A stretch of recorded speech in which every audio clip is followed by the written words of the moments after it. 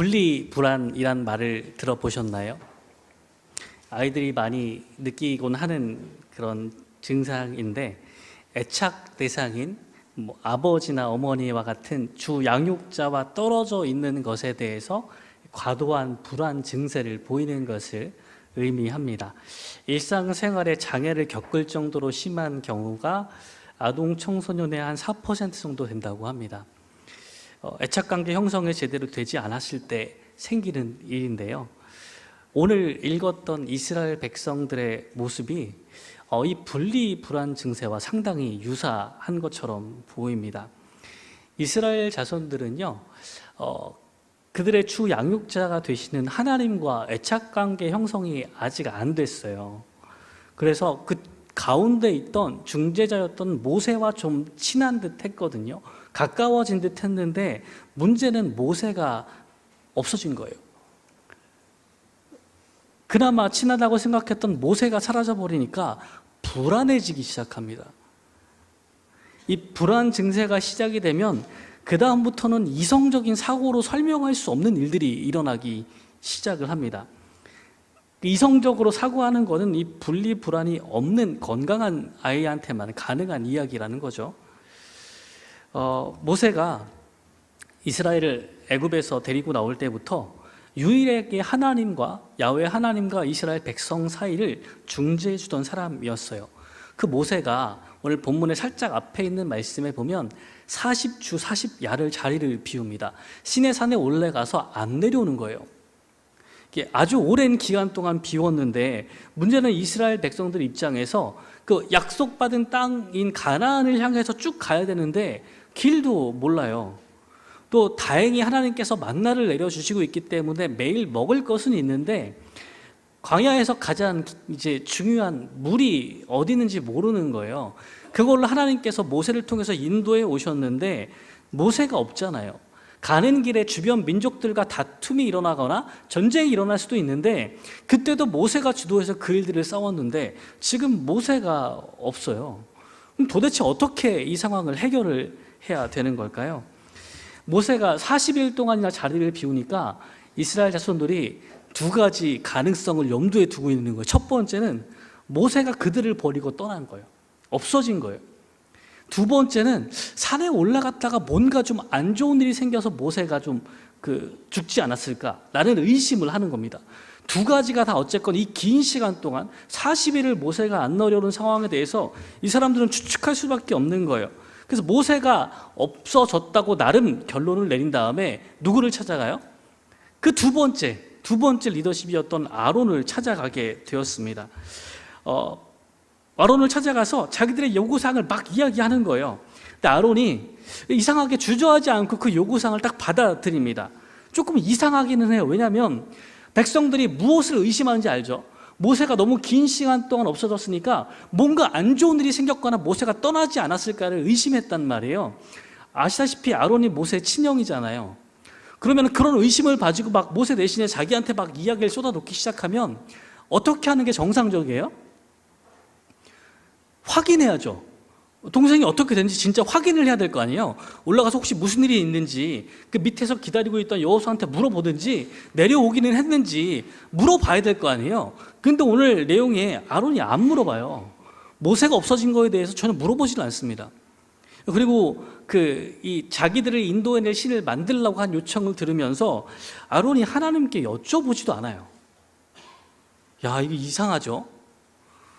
이런 사람을 왜 하나님께서 제사장 삼으셨을지 의심이 가지 않으세요? 그러니까 한편으로는 백성들이 그전까지는 모세를 의지해서 왔는데 이제 그 리더십이 누구한테 오는 거예요? 나한테 오는 거예요. 아론이 아무런 망설임 없이 바로바로 일을 진행하거든요. 약간 이 뒤에 그 아론의 그 권력에 대한 욕심이 있지 않은가라는 느낌도 막 받습니다. 왜냐하면 너무 정상적이지 않아요. 아론의 행동 자체가 모세에 대해서 아무 연락을 취하지 않는 이 상황들이 이상하게만 느껴지기 때문입니다. 자, 아론에게 백성이 한 요청은 1절의 말씀에 나옵니다.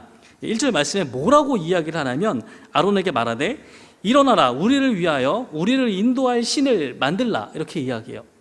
우리를 위하여 우리를 인도할 신을 만들래요. 하나님이 그 출애굽 모든 과정에서 이스라엘 백성들을 계속해서 인도해 오셨고 약속한 그대로 계속 이루어졌거든요. 이게 충분히 거기에 대한 신뢰를 가질 만한데 백성들은 그 약속을 믿지 않아요. 좀 더 구체적인 것을 원해요. 안 보이거든요. 지금 자기들을 이끌어왔던 모세가 안 보이니까 눈에 보이는 것을 원해요. 보다 안심할 수 있는 무언가를 원해요. 솔직히 말하자면 옆에 있는 민족들이 하는 게 부러운 거예요. 저 사람들은 저렇게 눈에 보이는 게 있으니까 좀 괜찮은데 우리는 없잖아요. 모세도 없잖아요. 그러니까 안심할 수 있도록 무언가를 달라고 이야기합니다. 그게 뭐예요? 우상을 만들라는 거예요. 형상을 만들어내라는 이야기를 하고 있는 겁니다. 아론이 이 이야기를 듣더니 바로 그 일을 시작하는 거예요. 이스라엘 자손들이 출애굽할 때 하나님께서 여러 가지 재앙을 일으키시면서 애굽의 그 신들과 막 싸우세요. 그리고 나갈 때 옆집에 있는 그 애굽 사람들한테 은금 패물을 달라고 요청한 다음에 들고 나오게 하십니다. 그러니까 한편으론 전쟁에서 전리품을 취하는 것처럼 그 애굽 사람들 집에 있는 패물을 털어오는 거예요. 그리고 나서 아론이 그걸 요구합니다. 지금 이스라엘 사람들은 하나님이 아닌 다른 신을 섬기겠다고 말한 것 같진 않아요. 그 신을 섬기는데 우리를 인도할 모습을 내놓으라고 이야기를 하는 거거든요. 그러니까 아론이 생각하기에 가장 적당한 것은 그 은금 패물로 만드는 거예요. 전리품, 하나님께서 승리하신 것을 상징하는 전리품을 가지고 만들면 정말 적당한 쓰임새가 아닐까 싶은 거예요. 자, 그래서 오늘 그 아내와 자녀의 귀에서 그때 얻어왔던 금 고리를 빼서 내게로 가져오라고 이야기합니다. 여러분, 금 좀 있으세요? 우리 성도들한테 금 좀 달라고 해서 다 모아가지고 송아지를 만들면 얼마나 송아지가 나올까요? 크기가 얼마큼 될 것 같으세요? 서로 집에 금이 얼만큼 있는지 잘 모르시죠? 근데 상식적으로 생각하면 금을 들고 있는 사람이 많지 않으니까 다 모아봤자 이만한 밖에 더 하겠어요? 그죠? 근데 지금 아론이 금송아지를 만들어야 되잖아요. 근데 금을 다 걷었어요. 금이 엄청 많을까요? 귀걸이를 뺏어갔는데 그게 막 엄청나게 많을까요? 네. 그러면 그때 눈에 보이는 형상을 만들어야 되잖아요. 조그만 거는 안 보일 거 아니에요. 저쪽에 있으면 안 보이잖아요. 그럼 이 송아지를 어떻게 만들까요, 아론은? 네. 속을 비워서. 대단하네요. 좋은 방법이에요. 근데 당시 기술력이 좀 그게 안 됐을 것 같아요. 그러다 보니까 성경에 나오는 방법은요, 금을 이제 얇게 눌러서 펴요. 그 다음에 송아지 형상은 나무로 틀을 잡아요. 거기에다가 금을 입히는 거죠. 금을 다 입힌 다음에 그걸 조각칼로 조각을 해서 송아지 형상을 만드는 것으로 추측을 합니다. 통째로 이렇게 주물로 만드는 게 아니라 이렇게 나무에다가 씌워서 조각칼을 쓰는 거죠. 그렇게 한 걸로 생각이 됩니다. 그러면서 성경에 지금 붓다는 단어가 나오는데 이게 좀 애매한 걸까? 우리가 생각하는 것처럼 정말 그 팔팔 끓여서 금속을 부어서 만든 것 같지는 않고요. 이게 아마 그 송아지를 만든 다음에 그 당시에 주변 민족들 가운데는 전제라고 술이나 물을 부어서 드리는 제사가 있었거든요. 이제 기름이나 술이나 물 같은 걸 부어서 이 만든 송아지를 봉헌하면서 하나의 살아있는 우상으로 만드는 것들을 의미하는 것 같아요. 그리고 나서 이제 서로 이야기합니다.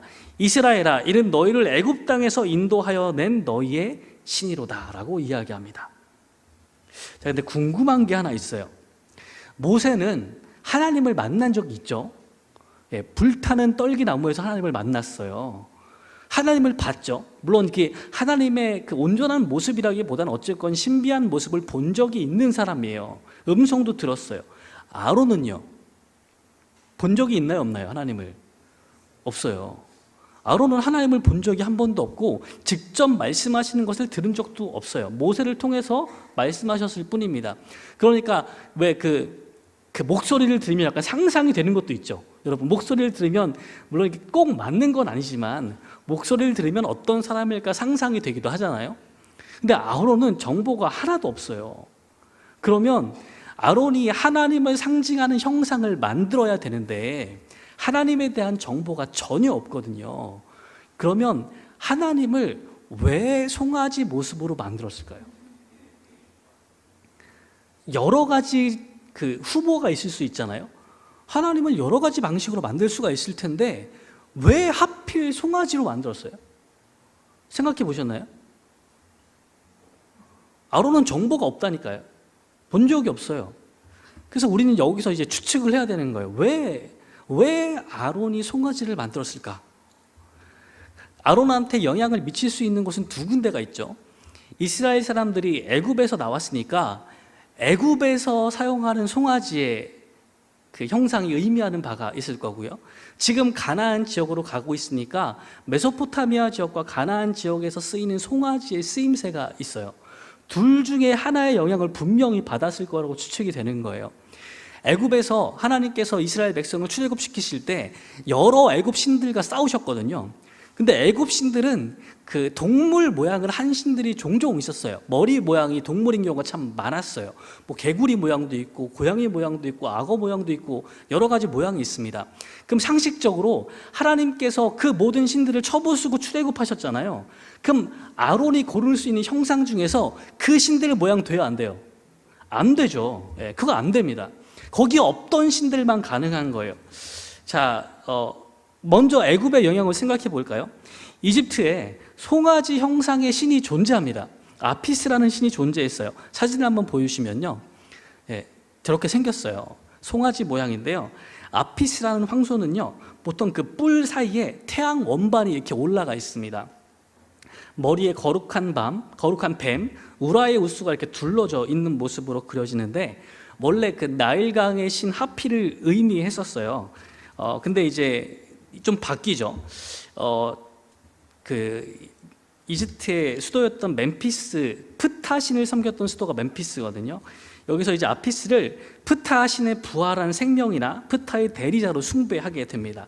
이 프타 신전에서 길렀는데 제사장들이 아피스를 찾아다녀요. 프타 신의 그 환생체 같은 느낌이라서 찾아다니면서 온몸이 완전히 검은색인데 이마에 삼각형으로 하얀 모양이 들어가 있는 소를 선택해서 아피스의 상징을 삼습니다. 이게 아피스라는 이제 송아지예요. 근데 이제 이 아피스가 뭐 다른 송아지를 낳을 수 없는 암소에게 내려와서 수태시키는 빛이 된다, 뭐 이렇게도 전해지고, 이 아피스가 죽으면 오시리스 신이 돼요. 또는 그 신 안으로 들어간다고 막 전해집니다. 이집트의 파라오가 이 아피스 황소에게 힘과 풍요를 나누어 받고 나중에 죽고 태양신에 돌아갈 때 이 황소에게 도움을 받는다고 이야기해요. 저 뿔 사이에 있는 태양이 그렇게 그 신을 얘기하는 거예요. 태양신의 윤회에 걸쳐 있다는 것들을 의미하기 위해서 저 태양이 저기에 있는 겁니다. 자, 그러면 다시 처음 질문으로 돌아가 보죠. 아론이 송아지를 선택해서 그 모양을 만들었을 때 이집트의 영향을 받았다면, 애굽의 영향을 받았다면 아론은 아마 이런 마음을 표출하고 있는 걸까요? 지금 척박한 광야에 있는데 이집트의 나일강과 같은 다산과 번성이 있기를 바라는 마음으로 송아지 형상을 취하는 거죠. 풍요와 번영이 이어지기를 원하는 마음으로 이스라엘 사람들의 생계를 책임져주고 예측 가능하게 하는 신이기를 바라는 마음으로 이 송아지 형상을 썼을 것으로 추측이 되는 겁니다. 근데 이집트의 영향이 아닐 수도 있겠죠. 메소포타미아 지역의 가나안 지역의 영향일 수도 있겠죠. 가나안 지역에도 황소 신이 있습니다. 가나안 만신전에 메소포타미아 신화 가운데에는 마르둑 이시타르가 제일 유명한 신이지만 거기에 아다드라고 불리는 황소의 신이 있었습니다. 천둥과 번개, 바람, 비를 관장했는데 좋은 바람을 보내 비옥한 비를 내리는 풍요의 신이었어요. 마찬가지로 풍요의 신입니다. 이 신을 상징하는 게 황소 사자 사이프러스 나무 같은 게 있는데, 메소포타미아 예술에서 흔히 보일 수 있을 만큼 많이 사용됐고 힘과 생산력을 상징했다고 합니다. 사진을 보여주시면 아다드의 형상이 이렇게 생겼습니다. 이게 주전 2600년 또는 2350년 그 사이 정도에 사용되었을 것으로 추측되는 현악기에 달았던 황소 머리 장식이에요. 청동에 조개 껍데기와 청금석을 상감해서 만든 것으로 보입니다. 이런 것들이 많이 출토되고 많이 발견되고 있는 거예요. 그리고 구체적으로는 이스라엘이 거주하고 있던 가나안에서도 이런 황소상이 발굴되었는데 1978년에 사마리아 도성 북쪽 7km 정도에 떨어진 언덕에서 황소 청동상이 발견됩니다. 다음 사진인데요. 이렇게 생긴 청동상이 발견돼요. 물론 청동이기 때문에 이렇게 크지는 않아요. 높이가 한 13cm, 길이가 18cm 정도밖에 안 되는데 이건 주전 한 1200년, 13세기 정도의 것으로 추측이 됩니다. 이스라엘이 살고 있던 그 가나안 지역에서 출토되는 것을 봤을 때 아주 많이 섬겨지던 신이 있다는 거예요. 그리고 이 신이 계속해서 영향을 미쳐서요, 나중에 솔로몬 이후에 이스라엘 왕국이 남과 북으로 분열이 되잖아요. 북왕국의 첫 번째 왕은 여로보암 1세였는데 남왕국에 거기 예루살렘 성전이 있다 보니까 나라는 쪼개졌는데 백성들이 제사를 드리기 위해서 제물을 가지고 계속 내려가는 거예요, 예루살렘까지. 그게 너무 싫은 거죠. 그래서 여로보암은 북왕국 이스라엘에다가 제사를 드릴 수 있는 것을 아래쪽에 베델, 위에다가 단을 만들어 놓고 거기다가 황금 송아지를 만들어서 세웁니다. 이것도 다 여기와 연관되어 있는 거예요. 그때 여로보암이 한 말이 열왕기상 12장 28절에 나옵니다. 그때 그가 한 말이 뭐라고 써 있냐면, 이스라엘아, 이는 너희를 애굽 땅에서 인도하여 올린 너희의 신들이라 라고 이야기합니다. 이 말은요, 오늘 아론과 이스라엘 백성이 했던 말과 똑같은 말이에요. 구절이 다 똑같습니다.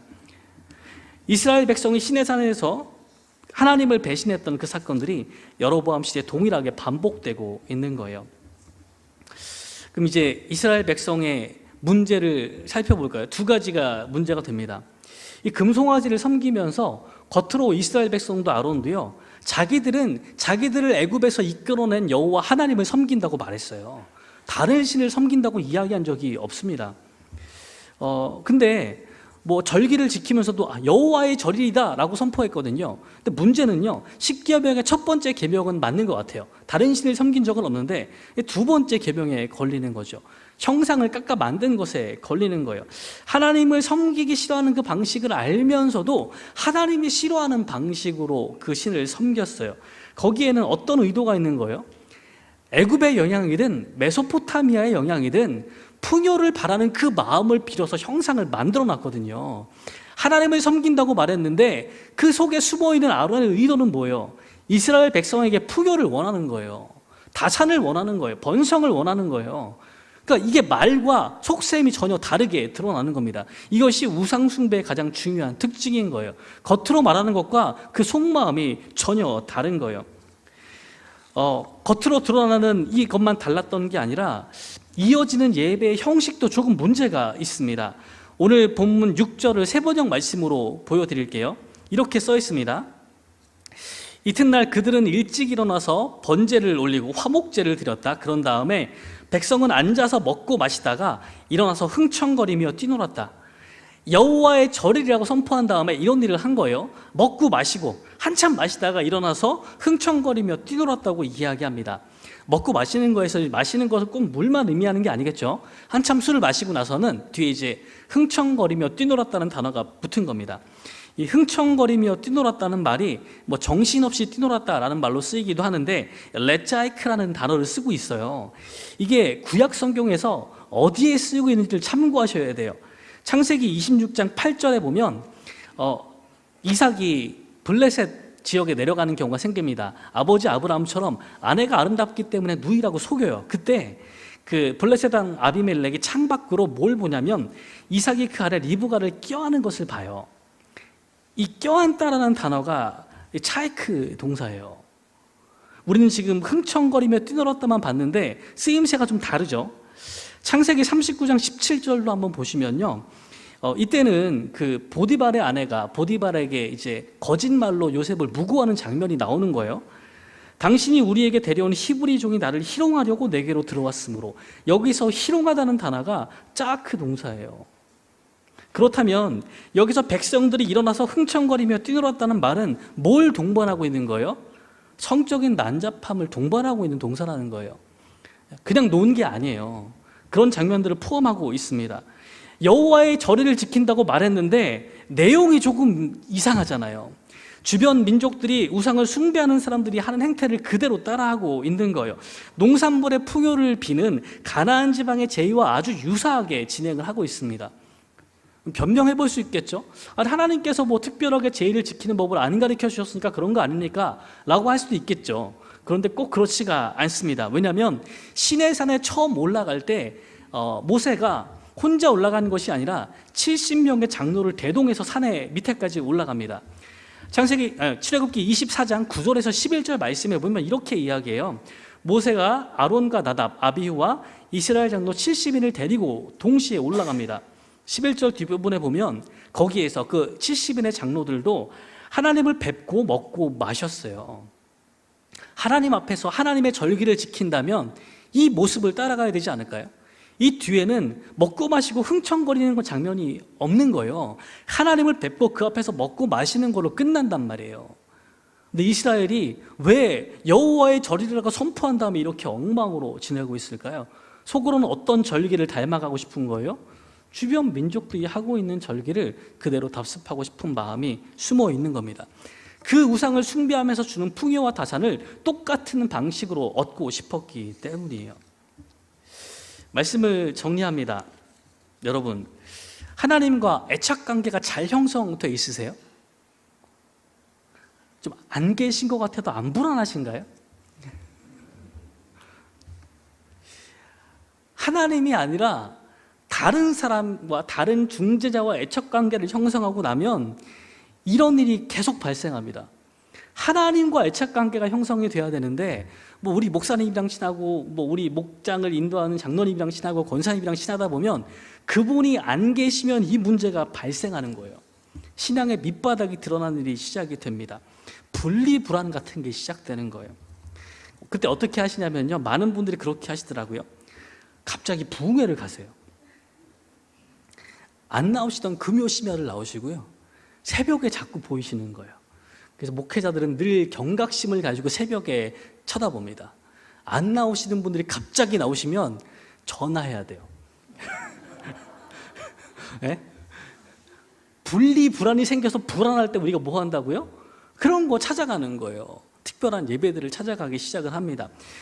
청년들과 청소년들은 그런 경우가 많죠. 유명한 찬양팀이 여는 집회에 갑니다. 대규모 집회를 가서 거기서 막 은혜를 받고 와요. 언제? 분리불안이 심해질 때. 막 노래할 준비가 돼 있어요. 교회에서는 30분도 길라고 그러는데 거기서 막 2시간씩 찬양하는데 막 계속 하거든요. 교회에서는 일어나는 것도 되게 싫어하는데 막 거긴 뛰어요. 근데 막 가서 막 열심히 해요. 막 기도할 준비가 다 돼 있어요. 열정적으로 할 준비가 되어 있고, 이제 교회 와서 이제 목사님 찾아서 막 당당하게 요구합니다. 목사님 빨리 그런 거 좀 마련해 주시면 안 될까요?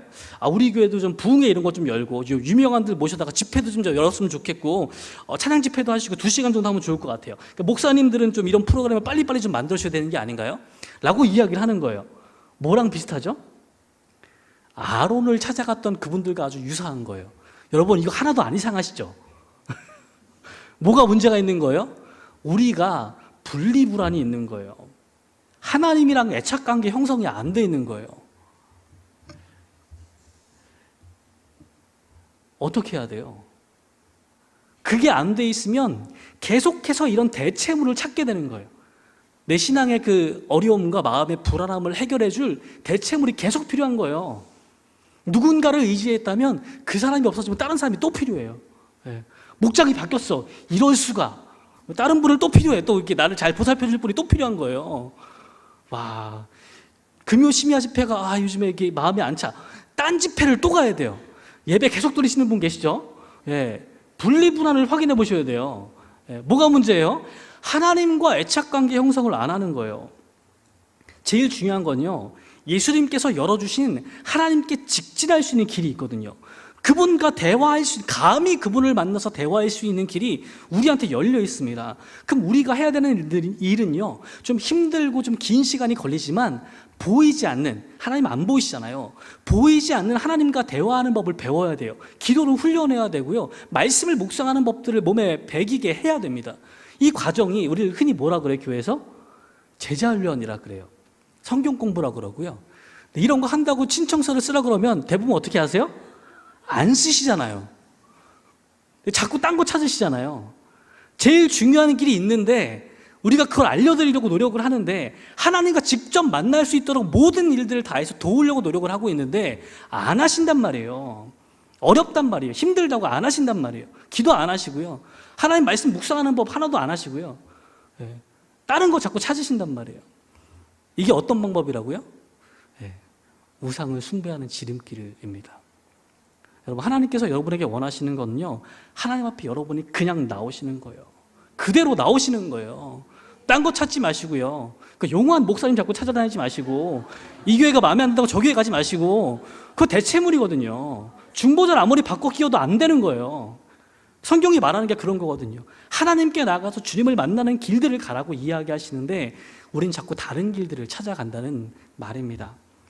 그러니까요, 요즘 우리 목사님이 나한테 연락을 안 하네, 애정이 식었나 봐, 목자가 연락이 뜸해, 목장을 바꿔야 되나, 이런 거 하지 마시고요. 그거 아니에요. 예. 그런 길들 하지 마시고 자꾸 더 이상 막 나를 인도해 줄 사람, 나를 이끌어주는 보이는 무언가를 말하지 마세요. 그 길을 찾아가는 게 아니고 우리는 예수 그리스도의 십자가를 통해서 하나님께 나아가는 사람이 되어야 하는 겁니다. 그럴 준비가 되셨나요? 성경 공부 주일반 자리가 많이 비어 있는데